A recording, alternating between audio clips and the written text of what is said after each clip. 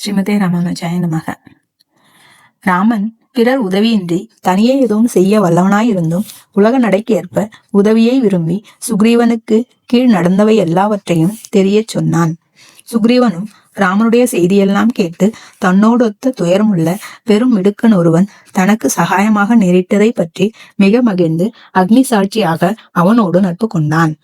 பின்பு சுக்ரீவன் தனது துயரங்களை நினைத்து கண்ணும் கண்ணீருமாக தேம்பி நின்றது கண்டு ராமன் யாதென வினாவ வாலிக்கும் தனக்கும் நடந்த விரோதத்தை விரிவாக சொன்னான். ராமனும் அது கேட்டவுடன் வாலியை தான் கொல்லுவதாக வாக்களித்தனன். சுக்ரீவனும் வாலிக்குள்ள வலிமையை ராமனுக்கு உரைத்தனன். அன்றியும் சுக்ரீவன் ராமனை கண்டது முதல் ராமன் வீரத்தன்மையில் வாலியோடு ஒத்திருப்பானா என்று ஐயமுற்றிருந்தான். இன்னும் வாலியின் வலிமையை ராமனுக்கு நன்றாக தெரிவிக்கும் பொருட்டும் ராமனது மிடுக்கை தான் அறியும் பொருட்டும் துந்துபி என்னும் ஓர் அரசனுடைய பெருமலை போன்ற எலும்பு குவியலை காட்டி இது வாலி காலால் தள்ளினது என்றான். ராமன் புன்முறுவல் செய்து கொண்டே அதை தன் கால் கட்டை விரலால் 10 யோஜனை தூரத்திற்கு அப்பால் போய் விழும்படி உயர தூக்கி எறிந்தான்.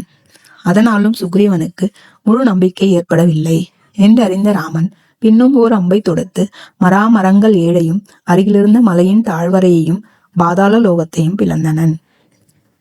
சுக்ரீவனும் ராமனுடைய செயற்கரிய அச்செயல்களை கண்டு இவன் வாலியை கொல்ல வல்லவனே என்று தேறி களிப்புற்று ராமனுடன் கூடி கிஷ்கிந்தா பட்டணம் சென்று சீரிய சிங்கம் போல் கர்ஜித்தான். வானரர் கரசனாகிய வாலியும் முன்போலன்றிக்கே கம்பீரமான அப்பெரும் முழக்கத்தை கேட்டு அவனுடன் போர் செய்வதாக புறப்பட்டு அப்போது வேண்டாம் என்று தடுத்த மனைவிக்கு தக்க மறுமொழி சொல்லி பின் சுக்ரீவனோடு கலந்து போர் புரிந்தான். அப்பொழுது ராமனும் சுக்ரீவனோடு பொருது கொண்டிருந்த வாலியை ஓர் அம்பினால் முடித்து கிஷ்கிந்தாபுரியில் சுக்ரீவனுக்கு பட்டாபிஷேகம் செய்வித்தான். இவ்வாறு ராஜ்யம் பெற்ற சுக்ரீவனும் சீதையை தேடும் பொருட்டு ஆங்காங்குள்ள வானர்கள் அனைவரையும் வரவழைத்து 4 திசைகளிலும் சென்று தேடும்படி கட்டளையிட்டு அனுப்பினான்.